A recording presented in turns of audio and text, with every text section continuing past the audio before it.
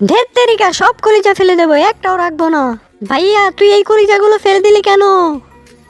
এই কলিজাগুলো আমার একটু ভালো লাগে না, একটাও রাখবো না, ঢের তেরিকা। ভাইয়া তুমি জানো না এগুলো রান্না করলে কিরকম মজা লাগবে? রান্নার পর খেয়ে দেখো তুমি। তুমিই খাও, আমি খাবো না, এগুলো দেখতে অনেক বাজে। এই কলিজাগুলো আগে উঠিয়ে নেই। বন্ধুরা তোমরা যদি লিচু খেয়ে থাকো তাহলে এই ভিডিওতে একটা লাইক দিও, আর যদি আম খেয়ে থাকো তাহলে এই চ্যানেলটাকে সাবস্ক্রাইব করে দিও। ওই দেখ তোরা, তোদের জন্য গরুর কলিজা নিয়ে এসেছি, চালো চালো এদিকে আয়। ভালোই হয়েছে, এগুলো তাহলে ভালো করে রান্না করার ব্যবস্থা করো, আমি এক্ষুনি আসতেছি। ঠিক আছে যা, তাড়াতাড়ি আসিস কিন্তু। এগুলোকে এখন একটু পানি দিয়ে ধুতে হবে, পানি দিয়ে ভালো করে ধুয়ে নেই।